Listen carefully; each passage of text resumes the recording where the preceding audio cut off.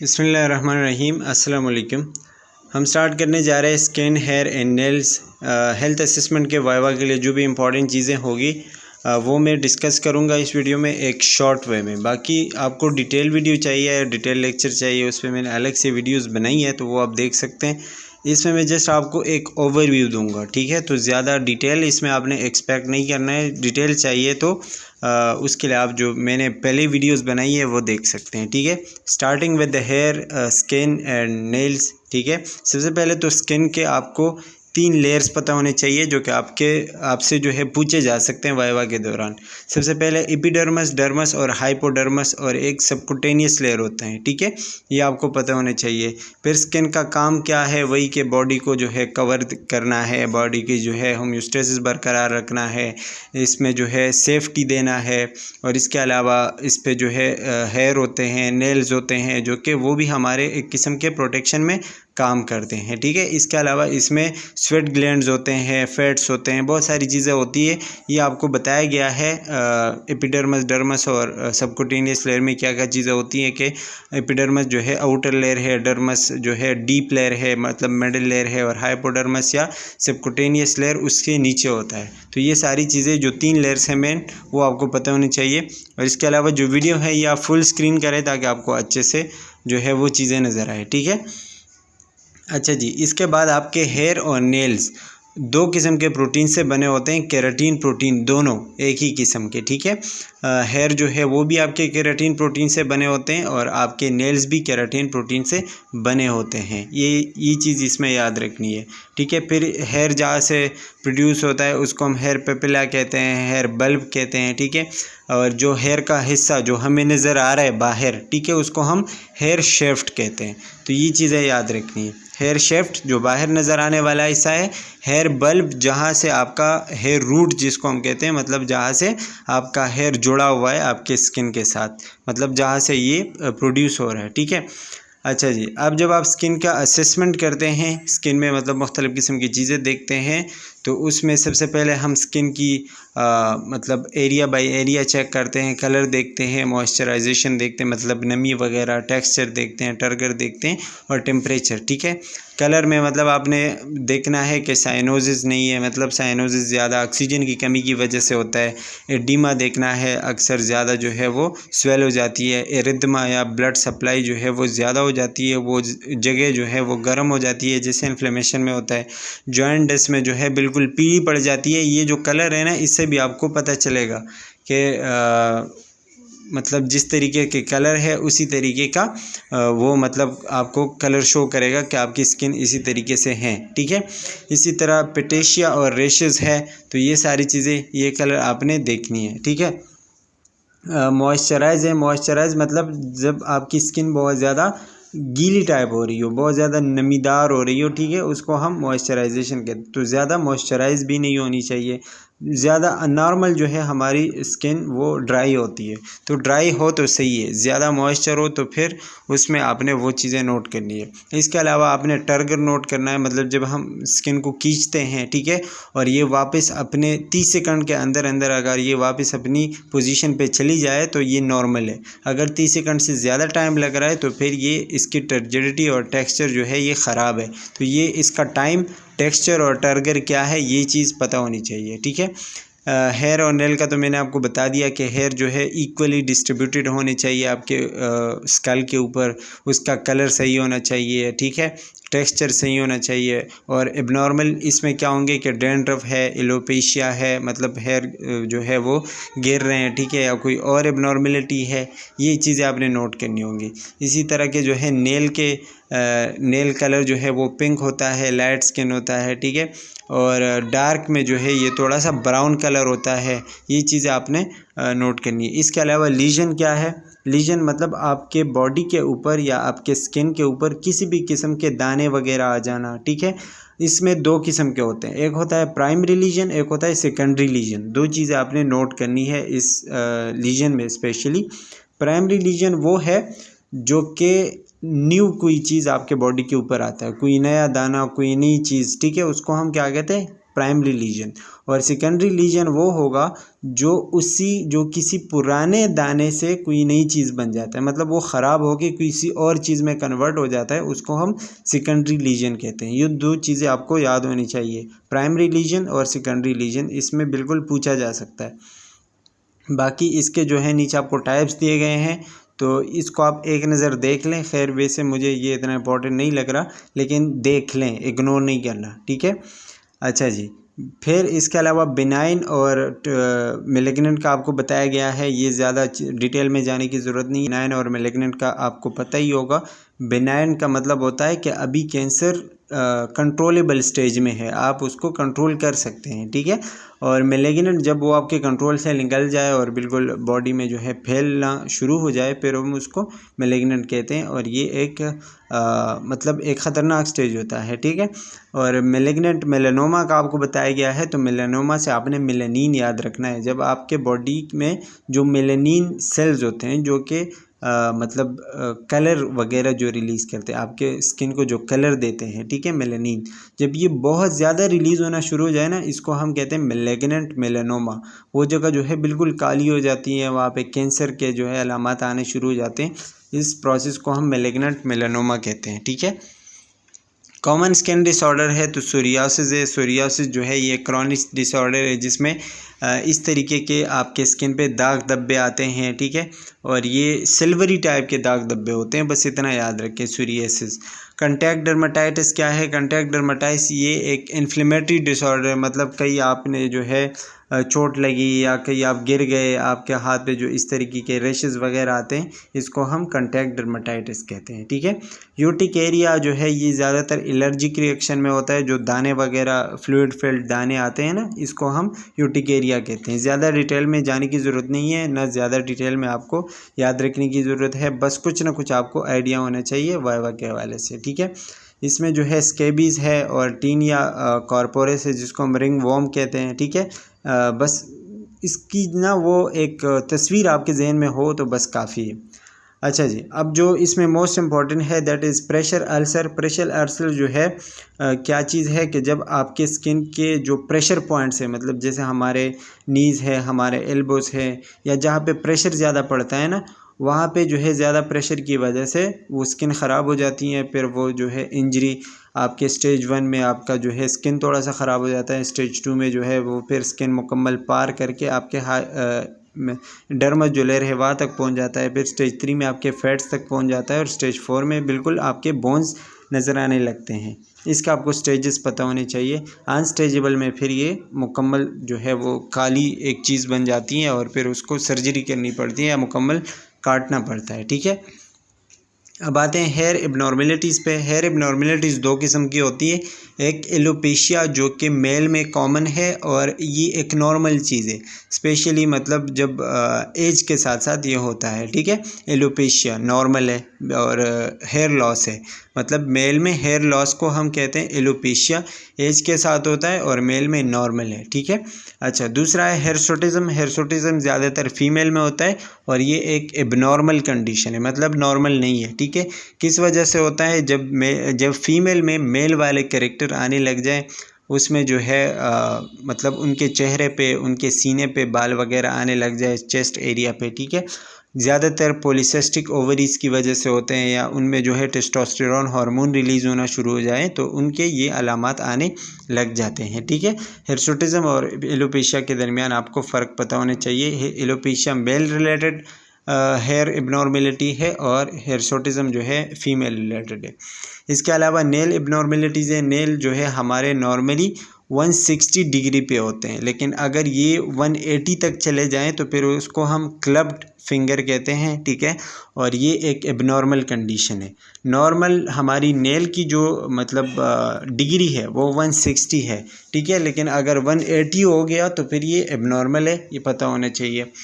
अच्छा जी, इसके अलावा स्प्लिंटर हेमरेज, जब आपके नाखून जो है उसके नीचे ना ये रेड लाइक स्ट्रक्चर आने लग जाए, रेड दाग धब्बे नज़र आ जाए, इसको हम स्प्लिंटर हेमरेज कहते हैं, ठीक है। और म्यूरिक्स लाइन्स है, म्यूरिक्स लाइन क्या होते हैं, जब आपके नेल के नीचे वाइट लाइंस आने शुरू हो जाए, ये ज़्यादातर कैल्शियम की कमी की वजह से या मेटाबॉलिक स्ट्रेस की वजह से होता है, ठीक है। ये चीज़ें इसमें याद रखनी है। म्यूरिक लाइन्स क्या है, या इसको जो है लिकोनिकिया स्ट्राइटा भी कहते हैं, ये नाम याद रखने, लिकोनिकिया स्ट्राइटा। और इसके अलावा क्लेफ्ट फिंगर क्या है, स्प्लिंटर हेमरेज क्या है, ये 2-3 चीज़ें। इसके अलावा इसमें एलोपेशिया हिर्सुटिज्म याद रखें, ठीक है। प्रेशर अल्सर आपको डेफिनेशन याद हो तो काफ़ी है। इसके अलावा मेलिग्नेंट और बिनाइन का तो आपको पता ही होगा, ठीक है। लीजन पता होने चाहिए, लीजन क्या है, प्राइमरी लीजन क्या है, सेकेंडरी लीजन क्या है, टर्गर और टेक्सचर क्या है, ये इस चैप्टर में आपके लिए इम्पॉर्टेंट चीज़ें हैं। अब बढ़ते हैं टू द नेक्स्ट चैप्टर। अच्छा जी, नेक्स्ट चैप्टर है nose, mouth, throat and neck, ठीक है। इसका असेसमेंट अब हम करते हैं। नोज जो है हमारा क्या है, 2/3 of the external nose consist of the flex, इसमें कार्टिलेज होता है, बोन होता है, ठीक है। पोस्टीरियरली ये आपके एजोफेरिंक्स और फेरिंक्स वगैरह के साथ कनेक्ट होता है, एजोफेगस वगैरह, ठीक है, इन चीज़ों के साथ कनेक्ट होता है। इनकी जो एनाटॉमी है पता होनी चाहिए, नोज़ कहाँ पे है। अच्छा, इसके अलावा आपके चेहरे में 4 साइनोजेस है, ये इंपॉर्टेंट है। साइनोजेस का जो पार्ट है ना, ये बहुत ज़्यादा इंपॉर्टेंट है। 4 साइनोजेस है, कौन कौन से हैं, मैक्सिलरी साइनोसिस जो कि आपके चीक्स जो होते हैं ना वहाँ पे मौजूद होते हैं, आइज़ के नीचे, ठीक है। दूसरा फ्रंटल साइनोसिस जो कि आपके आइज़ के ऊपर मौजूद होते हैं। इथमाइड्स साइनोसिस और इसके अलावा स्फेनाइड साइनोसिस, ये आपके आइज़ के बिहाइंड मौजूद होते हैं, पीछे। और ये 2 ऐसे साइनोज है जो कि हम इसको पेल्पेट नहीं कर सकते, ये याद रखना है। 2 साइनोजेस ऐसे हैं जिनको हम पेल्पेट कर सकते हैं और 2 को नहीं पेल्पेट कर सकते। मैक्सिलरी और फ्रंटल साइनोजेस जो है इनको हम पेल्पेट कर सकते हैं, महसूस कर सकते हैं, ठीक है। लेकिन जो इथमाइड और स्फेनाइडल है इसको हम महसूस नहीं कर सकते, क्योंकि ये बिल्कुल आइज़ के पीछे होते हैं, वहाँ तक हमारी रसाई जो है वो मुश्किल होती है। तो ये आपको पता होनी चाहिए, ठीक है। अच्छा, इसके अलावा माउथ और थ्रोट का वो तो जिसमें उतनी चीज़ें हैं वो आपको पता होनी चाहिए। इसके अलावा जो दांत होते हैं हमारे, टीथ है, उनके नाम है, जैसे इंसिजर्स है, कैनाइंस है, प्रीमोलर है, ठीक है, और मोलर है, ये पता होने चाहिए। मोलर जो है बिल्कुल आखिरी वाले जो बड़े बड़े दांत होते हैं, ठीक है, नीचे वाले जबड़े में 6 है और ऊपर वाले में 6 है, तो टोटल 12 हो गए। प्री मोलर जो है नीचे में 4 है, ऊपर में 4 है, तो 8 हो गए, ठीक है। इसी तरह कैनाइन जो है नीचे में 2 है, ऊपर में 2 है, तो 4 हो गए, ठीक है। और मोलर जो है नीचे में 4 है और ऊपर में 4 है, तो 8 ये हो गए, ठीक है। इसी तरह आपके 32 जो टीथ है वो पूरे हो जाते हैं। अच्छा, इसके अलावा आपका नेक है, नेक में जो है आपका ट्रेकिया पाया जाता है, आपका थायराइड ग्लैंड पाया जाता है, ठीक है, कार्टिलेज वगैरह होता है। आपका थायराइड जो है वो बटरफ्लाई लाइक शेप होता है। बट थायराइड का काम क्या है कि मतलब मुख्तलिफ़ किस्म के हार्मोन्स वगैरह रिलीज़ करना, ये चीज़ें याद होनी चाहिए नेक के हवाले से कि नेक के अंदर क्या क्या चीज़ें मौजूद है, ठीक है। अच्छा, इसके अलावा जो है एक क्रीकॉइड कार्टिलेज है, क्रीकॉइड मतलब जिससे आपका ट्रेकिया बना हुआ है। इसके अलावा आपके लिम्फ नोड मौजूद होते हैं, ये जो ब्लैक डॉट्स आपको नज़र आ रहे हैं ना, ये सारे आपके लिम्फ नोड्स के लोकेशन है कि कहाँ कहाँ पे मौजूद होता है। अच्छा, इसके अंदर ये लोकेशन अगर आपको याद हो तो अच्छी बात है। जैसे प्री ऑरिकुलर है, प्री ऑरिकुलर जितने भी लिम्फ नोड है वो आपके कान के आगे मौजूद होते हैं। पोस्ट ऑरिकुलर है तो कान के पीछे हैं। ऑक्सीपिटल है तो बिल्कुल आपके नेक के पीछे वाले साइड पे। टॉन्सिलर है, तो ये सारी चीज़ें आप देख लें, जो स्पेशली इनके नाम है याद होने चाहिए, ठीक है। अच्छा, अब आते हैं नोज़ के इंस्पेक्शन पे। तो ये तो मैंने आपको पहले ही बता दिया है कि नोज़ नॉर्मली जो है थोड़ी सी पिंक कलर की होती है, मॉइस्ट होती है, उसमें हेयर वगैरह होते हैं, ठीक है। और जितने भी मतलब एक नॉर्मल नोज़ के अंदर जो चीज़ें होती हैं, ठीक है, बिल्कुल सिमेट्रिकल होनी चाहिए। उसके अंदर जो बीच का पर्दा है जिसको हम नेज़ल सेप्टम कहते हैं, ठीक है, वो बिल्कुल सही होना चाहिए। अगर ये चीज़ें इसमें से कोई भी डिस्टर्ब है तो वो आपने नोट करनी है, ठीक है। जैसे कि आप अगर मरीज़ को बताओगे तो आप उसको बताओगे अपना जो है सर पीछे की तरफ करे, फिर आप ओटोस्कोप उसके अंदर जो है वो इंसर्ट करोगे। अच्छा, यहाँ पे जो है इम्पॉर्टेंट चीज़ ये है कि ओटोस्कोप क्या है, ये आपसे पूछा जा सकता है। तो ओटोस्कोप एक डिवाइस है जिसको हम नोज़ के अंदर इंसर्ट करते हैं नोज़ के इंस्पेक्शन के लिए, ठीक है। फिर नोज़ के अंदर जितनी भी चीज़ें होती हैं वो हम ओटोस्कोप की ज़रिए से चेक करते हैं। स्वेलिंग हो गई, कोई डिस्चार्ज वगैरह हो गया, कोई सॉफ्टनेस नहीं है, रेडनेस है, ठीक है। तो ये सारी चीज़ें फिर हम उसमें नोट करते हैं। अच्छा जी, इसी तरह जो है हम साइनोसिस को वो करते हैं, नोट करते हैं एक टेस्ट के ज़रिए, ट्रांस इल्यूमिनेशन टेस्ट उसको हम कहते हैं। ये आपको नज़र आ रहा होगा यहाँ पे, transillumination test. Transillumination test के ज़रिए वही दो साइनोसिस हम पेल्पेट कर सकते हैं जो कि मैंने आपको बताया, फ्रंटल एंड मैक्सिलरी, ठीक है। फ्रंटल ट्रांस इल्यूमिनेशन टेस्ट जो है वो है क्या बेसिकली, तो उसमें आप एक लाइट लगाते हो, ठीक है। अगर आप मैक्सिलरी साइनोसिस चेक करते हो तो मुंह के अंदर से हम एक लाइट लगाते हैं और बाहर की तरफ देखते हैं। अगर लाइट बाहर की तरफ नज़र आ रहा है, ठीक है, तो नॉर्मल है। अगर नज़र नहीं आ रहा तो फिर उसके अंदर कोई ट्यूमर, कोई फ्लूइड वगैरह जमा हो चुका होता है जो कि लाइट को मना कर रहा होता है। इसी तरह जो फ्रंटल होते हैं वो हम आँख के नीचे से बिल्कुल लाइट लगाते हैं, ऊपर जो है आपका जो फोरहेड है उस पर देखते हैं। अगर नज़र आ रहा होता है तो सही है, नहीं नज़र आ रहा था तो फिर हम उसको नोट करते हैं कि यहाँ पे कोई मसला है, ठीक है। इसी तरह आपका माउथ और थ्रोट अगर आप इंस्पेक्ट करते हो तो उसमें आप टंग वगैरह, टंग के जो ऊपर वाला हिस्सा होता है वो थोड़ा सा फिशर होता है, मतलब उसके ऊपर जो है थोड़े से लाइंस वगैरह होते हैं, वो नॉर्मल है। लेकिन टंग के जो साइड्स होते हैं ना वो बिल्कुल स्मूथ होने चाहिए, जो लेटरल बॉर्डर होते हैं बिल्कुल स्मूथ होनी चाहिए, उस पर कोई भी जो है लाइन वगैरह नहीं होनी चाहिए। अगर है तो वो एबनॉर्मल है और आपने नोट कर देना है। इसके अलावा माउथ के अंदर आप टीथ का नंबर या कोई टूटा हुआ जो है टीथ या जो गम्स वगैरह होते हैं, ठीक है, अगर उसमें कोई एबनॉर्मलिटी है, ब्लीडिंग हो रही है या कोई जो है बहुत ज़्यादा बड़े हो गए गम्स, ठीक है, तो ये सारी चीज़ें आपने उसमें नोट कर देनी है, ठीक है। और इसके अलावा आपके जो ओरोफेरिंग्स है, ओरोफेरिंग्स में आपके लिम्फ नोड बिल्कुल अपनी जगह पे होनी चाहिए। स्वेल हो तो वो आपने नोट करना है, बताना है, ठीक है। अच्छा जी, इसी तरह नेक का जो है हम इंस्पेक्शन करते हैं। नेक जो है सिमेट्रिकल होनी चाहिए, मतलब एक जगह पे बिल्कुल सेंटर में होनी चाहिए, ठीक है। कोई स्कार वगैरह उस पर नहीं होने चाहिए। कोई पल्सेशन, मतलब कोई ज़ोर ज़ोर से उसमें कोई नस वगैरह धड़क रहा हो तो वो आपने नोट कर देना, ऐसा नहीं होना चाहिए, ठीक है।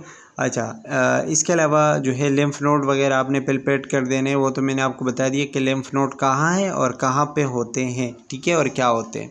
अच्छा, ट्रेकिया अगर आप जो है पेल्पेट करते हो तो आप जो मसल है आपका और जो ट्रेकिया है वो हम नोट करते हैं, ठीक है। और फिर एक साइड पे इसी तरह उंगली रखें और दूसरी साइड पे रखते हैं। अगर फासला एक साइड में एक जैसा है और दूसरी साइड पे जो है ज़्यादा है या कम है तो वो हम नोट करते हैं। इसी तरह जो थायराइड ग्लैंड होता है, अगर उसको हम पेल्पेट करते हैं तो पीछे की तरफ से मरीज़ की जो नेक होती है उस पर हम हाथ रखते हैं सॉफ्ट तरीके से, ठीक है, और उसको कहते हैं कि कुछ निगले, ठीक है। जैसे सलाइवा होता है तो हम उसको कि सलाइवा स्वॉलो करें। जब वो स्वॉलो करता है तो उसका जो थायराइड ग्लैंड होता है वो ऊपर की तरफ जाता है। तो जब वो ऊपर की तरफ जाता है तो उस दौरान हम उसको पेल्पेट कर सकते हैं, ठीक है। ये मतलब पेल्पेट करने का तरीका है। अब इसके कुछ एबनॉर्मलिटीज़ है और ये इंपॉर्टेंट है, जैसे एपिस्टैक्सिस। एपिस्टैक्सिस क्या है? नोज़ ब्लीडिंग को कहते हैं। किस वजह से होता है? हाइपरटेंशन की वजह से, कोई रेनल फेलियर की वजह से, कोई ट्रॉमा या कोई ब्लड की कोई डिसऑर्डर है, ये सारे इसकी वजह से होता है। फ्लेयरिंग क्या है? फ्लेयरिंग हम कहते हैं ज़ोर ज़ोर से सांस लेना जिसमें आवाज़ वगैरह आती है, ठीक है, मतलब सांस लेने की आवाज़ आती है। ये रिस्पायरेटरी प्रॉब्लम की वजह से होता है। स्टेफनेस और डिस्चार्ज क्या होता है? स्टफनेस और डिस्चार्ज मतलब जब आपके नोज़ से कुछ ना कुछ बह रहा होता है, कुछ डिस्चार्ज आ रहा होता है, ठीक है, खून हो सकता है, कोई पस हो सकता है, कोई म्यूकस वगैरह हो सकता है, वो हम इसमें जो है उसको कहते हैं। और ये किस वजह से हो सकता है? किसी नज़ला ज़ुकाम वगैरह की वजह से, या कोई साइनोस का मसला है, ट्रॉमा है, एलर्जी है, या कोई और मसला है, ठीक है। तो ये सारी चीज़ें आपने नोट कर देनी है। स्पेशली एपिस्टैक्सिस, फ्लेयरिंग और स्टफीनेस क्या होते हैं, ये चीज़ें पता होनी चाहिए। अच्छा, माउथ एबनॉर्मेलिटीज़ है तो उसमें हर्पीस सिम्प्लेक्स आता है, जिसमें आपके माउथ के इर्द गिर्द जो है वो मतलब दाने टाइप आ जाते हैं। ये हर्पीस वायरस की वजह से होता है, इतना याद रखें। एंजियोएडिमा क्या है? जब आपका सबकुटेनियस लेयर के अंदर ना कुछ स्वेलिंग वगैरह हो जाए, फैट्स जो होते हैं स्पेशली, उसकी वजह से आपके जो है होंठ ये क्या होते हैं कि स्वेल हो जाते हैं। इसके अलावा लीकोप्लिकिया है। लीकोप्लिकिया में आपके माउथ के अंदर ना वाइट पेचेस आने लग जाते हैं, जिस तरह ये है, ठीक है। कैंडिडियासिस में एक क्रीम लाइक स्ट्रक्चर आपके टंग के ऊपर जो है वो आ जाता है, इसको हम कैंडिडियासिस कहते हैं। थ्रोट एबनॉर्मेलिटीज़ है। थ्रोट एबनॉर्मेलिटीज़ में आपके पास जो है डिस्फेजिया आता है। डिस्फेजिया मतलब जब खाने में मसला हो रहा हो, खाना नहीं निगल पा रहा हो, बंदा नहीं खा पा रहा हो, इसको हम डिस्फेजिया कहते हैं। थ्रोट पेन तो वही है कि थ्रोट का दर्द, नेक का दर्द, गले का दर्द, ठीक है।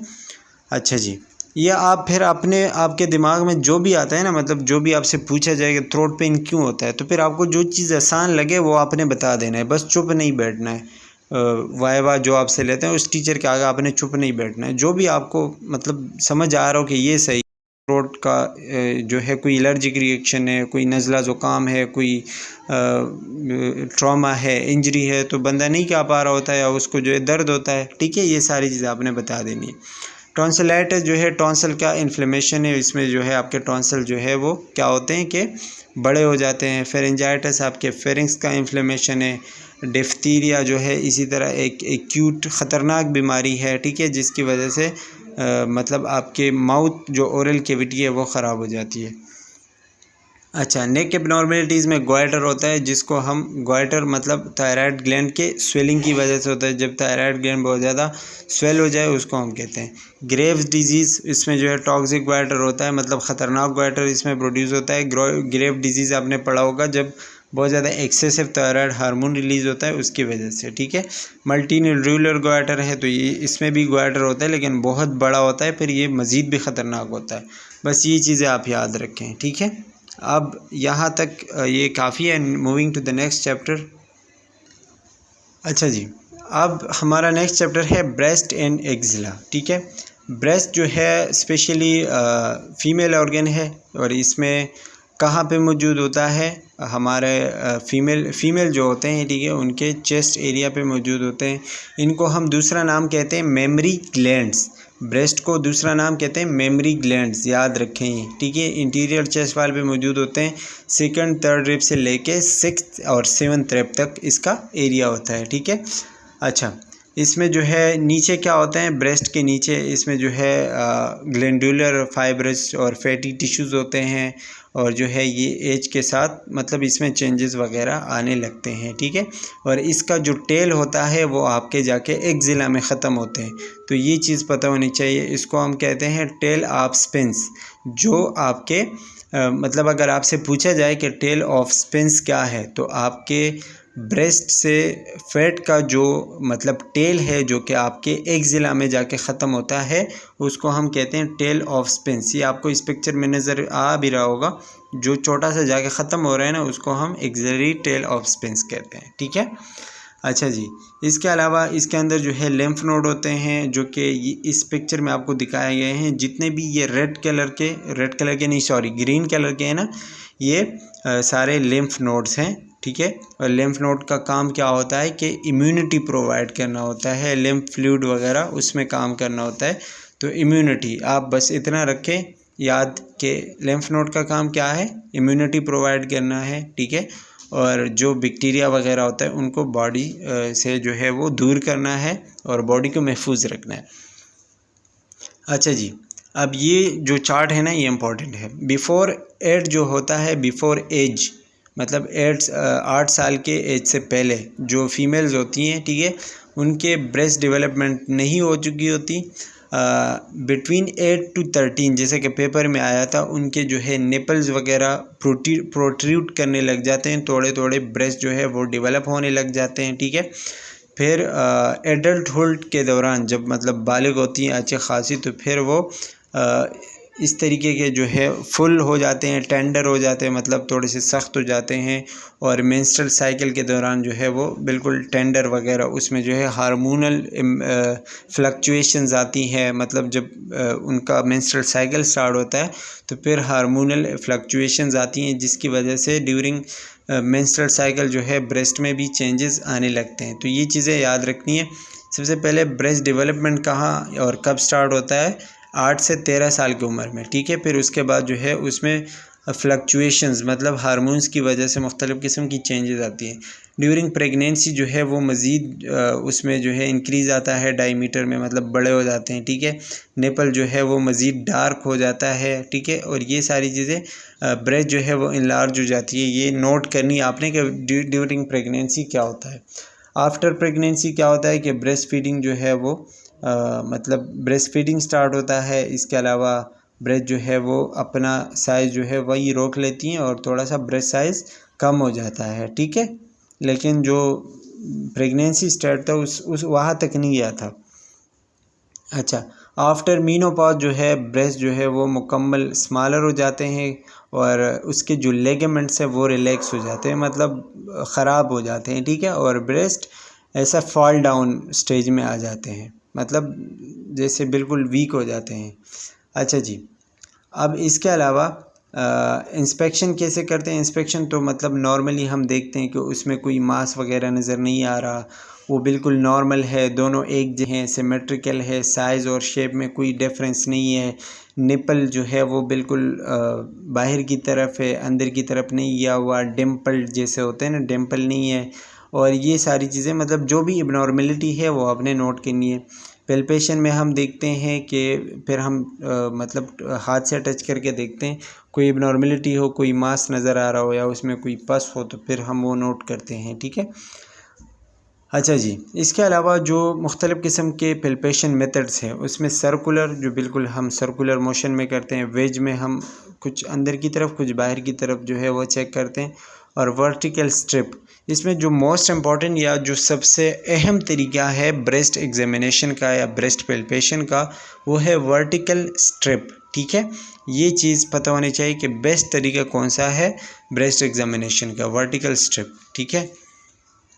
अच्छा, इसके अलावा इंस्पेक्शन पेल्पेशन का तो मैंने आपको बता दिया। इसके अलावा अगर आप एक्सिलरी नोट वो करते हैं तो वो भी मैंने आपको बता दिया। अब इसके अंदर जो एबनॉर्मेलिटीज़ है वो है ब्रेस्ट कैंसर। वो तो सबको पता है कि ब्रेस्ट कैंसर क्या होता है, ठीक है। तो ब्रेस्ट कैंसर मतलब ब्रेस्ट का जो कैंसर स्टार्ट होता है, और ये फ़ीमेल में मोस्ट कॉमन होता है। ये बात याद रखनी है, फ़ीमेल में जो मोस्ट कॉमन कैंसर होता है वो ब्रेस्ट कैंसर होता है। बाकी चीज़ें इतना इम्पोर्टेंट नहीं है, ठीक है। डिम्पलिंग क्या होता है? डिम्पलिंग मतलब ये है कि जब आपके निपल के साथ साथ ब्रेस्ट के कुछ टिश्यूज़ भी अंदर की तरफ चले जाएं, ठीक है, इसको हम डिम्पलिंग कहते हैं, ठीक है। इसमें एक और चीज़ था, इसको हम निपल रिट्रैक्शन कहते हैं। निपल रिट्रैक्शन में ओनली आपके निपल जो है वो अंदर की तरफ जाते हैं, इसमें कोई टिश्यूज़ वगैरह अंदर नहीं जाते, याद रखें, ठीक है।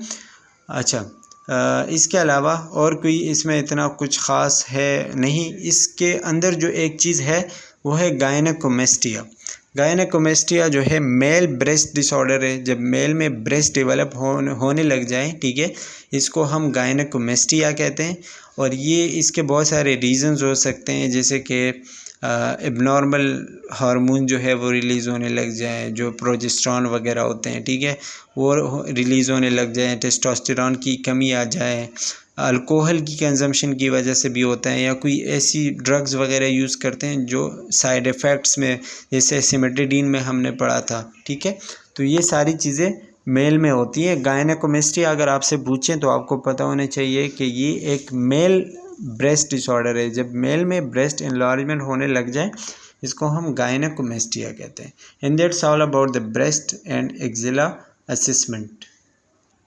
अच्छा जी, अब ये वाला जो चैप्टर है ना, assessing the abdomen, abdominal cavity को जब हम असेस करते हैं, ये सबसे ज़्यादा इम्पोर्टेंट है। और इसमें जो सवाल भी पूछेंगे ना वो सबसे ज़्यादा ही पूछेंगे। सबसे पहले तो आपको जो क्वाड्रेंट्स है उसको पता होना चाहिए। मेन 4 क्वाड्रेंट्स है, RUQ, right upper quadrant, left upper quadrant, right lower quadrant और लेफ़्ट लोअर क्वाड्रेंट। ये तो आपको फिंगर टिप्स पे याद होनी चाहिए। इसमें कोई भी जो है वो कंसेशन नहीं है, मतलब कोई भी रियायत इसमें नहीं है, रट्टा लगा ले इस पर, ठीक है। फिर इसके अंदर जो ऑर्गन्स होते हैं वो भी आपको बताया गया है, राइट लूब ऑफ लीवर है, गॉल ब्लैडर है, पाइलोरस है, ड्यूडेनम है, ये सारी चीज़ें याद कर लें। LUQ में क्या है, LLQ में क्या है, ये याद होनी चाहिए, ठीक है। अच्छा जी, स्पेशली आपसे ये भी पूछा जा सकता है कि लीवर कहाँ पे पाया जाता है, किडनी कहाँ पे पाई जाती है, स्टमक कहाँ पे पाया जाता है, ठीक है, इंटेस्टाइन कहाँ पाए जाते हैं, ये सारी चीज़ें आपसे पूछे जा सकते हैं, तो याद रखना है ये, ठीक है। अच्छा, इसके अलावा जो चीज़ें होती हैं वो बहुत इंपॉर्टेंट है, जैसे ऑस्कल्टेशन, पल्पेशन, परकशन, इंस्पेक्शन, ये सारी चीज़ें आपको पता होनी चाहिए और इसका तरतीब भी पता होना चाहिए। जैसे पहले इंस्पेक्शन है, फिर ऑस्कल्टेशन है, फिर परकशन है और उसके बाद पल्पेशन है, ठीक है।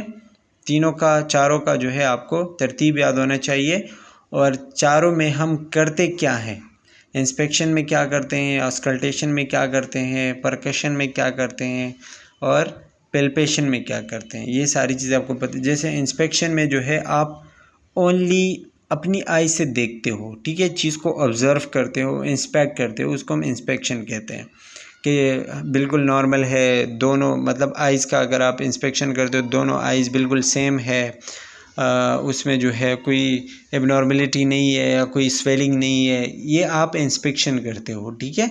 सिर्फ देखते हो और देख के चीज़ें नोट करते हो, ठीक है। दूसरा है ऑस्कल्टेशन। ऑस्कल्टेशन हम कान से भी करते हैं और जो स्टेथोस्कोप हैं, ठीक है। अच्छा, इसमें कुछ चीज़ें होती हैं जैसे हम एक डायफ्राम से करते हैं और कुछ हम उससे करते हैं बेल से, स्टेथोस्कोप का जो बेल होता है। तो जो वास्कुलर साउंड्स होते हैं, ठीक है, मतलब जो हमारी नसों के साउंड्स होते हैं वो हम बेल से लेसन अप करते हैं, मतलब उसको सुनते हैं, ठीक है। और जो हमारे एब्डोमिनल ऑर्गन्स के साउंड होते हैं वो हम डायफ्राम से जो है वो सुनते हैं। ये दो चीज़ें जो मैंने बताई इंतहाई इम्पॉर्टेंट है। जो वास्कुलर होती हैं ना साउंड्स, वो हम बेल से सुनते हैं, स्टेथोस्कोप के बेल से, जो छोटा वाला एरिया होता है, ठीक है। और डायफ्राम जो बड़े वाला एरिया है, उस वहाँ से हम मुख्तलिफ एब्डोमिनल ऑर्गन्स जो है उनके साउंड सुनते हैं, ठीक है। कहाँ कहाँ सुनते हैं, ये जो रेड डॉट्स आपको नज़र आ रहे हैं ना, ये सारी चीज़ें वो है जहाँ पे आप मुख्तलिफ़ किस्म के मतलब साउंड सुनते हो, ठीक है। अब आते हैं परकशन पे। परकशन में हम दो किस्म के परकशन करते हैं, इनडायरेक्ट और डायरेक्ट। डायरेक्ट परकशन वो है जो आप अपनी उंगली लेके डायरेक्ट किसी ऑर्गन के ऊपर टैप करते हो, ठीक है, और उसके साउंड से आपको पता चलता है, ठीक है, इसको हम परकशन कहते हैं, डायरेक्ट परकशन। इनडायरेक्ट क्या है, जिसमें आप एक उंगली नीचे रखते हो और अपनी दूसरी उंगली से अपना जो उंगली आपने पहले रखी है उसके ऊपर टैप करते हो, जैसे इस पिक्चर में आपको नज़र आ रहा है, ठीक है। इसको हम इनडायरेक्ट परकशन कहते हैं और ये हम मुख्तलिफ़ किस्म के साउंड्स देखने के लिए जो है या सुनने के लिए हम करते हैं, ठीक है।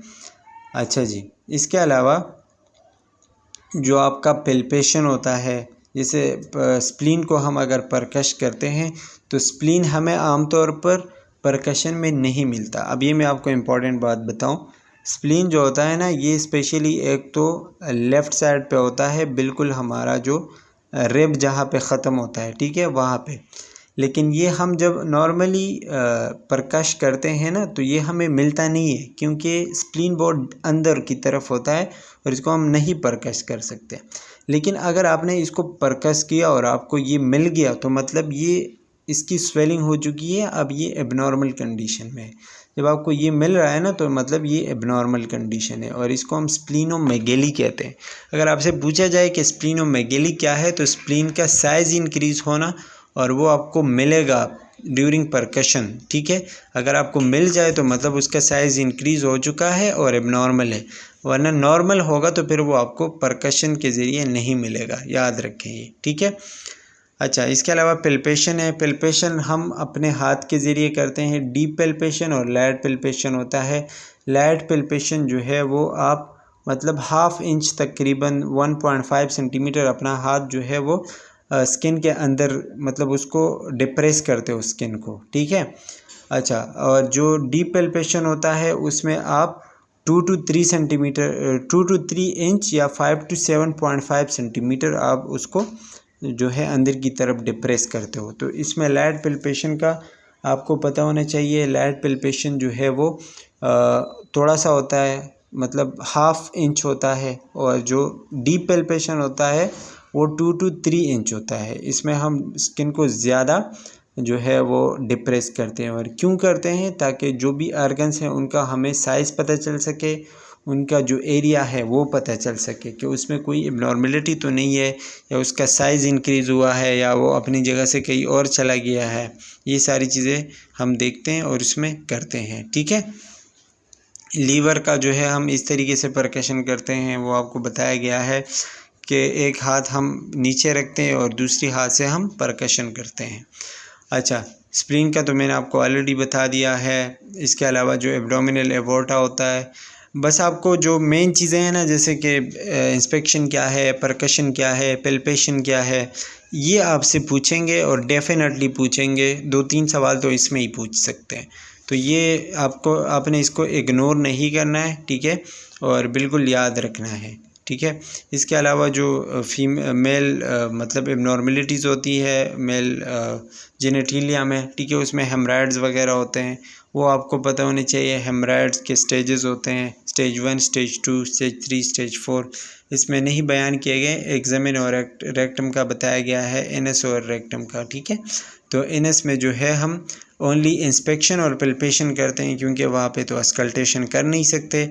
अच्छा, जहाँ पे इंस्पेक्शन और पिल्पेशन करते हैं ना, ये भी आपको पता होना चाहिए। जैसे स्किन का हम करते हैं तो स्किन में हम ओनली इंस्पेक्शन और पिल्पेशन करते हैं, ठीक है। अच्छा, एब्डोमेन में फिर हम अस्कल्टेशन और परकशन भी फिर उसमें करते हैं। अच्छा, एबनॉर्मल फाइंडिंग क्या होते हैं इसमें? एबनॉर्मल फाइंडिंग मतलब आपके एब्डोमेन में हर्निया हो सकता है, बर्निंग, क्रैम्पिंग, स्टैबिंग, ये सारी चीज़ें आपके एबनॉर्मल फाइंडिंग्स होती है। मतलब आपको जलन वगैरह महसूस होती है, गैस जैसा होता है ना, ठीक है।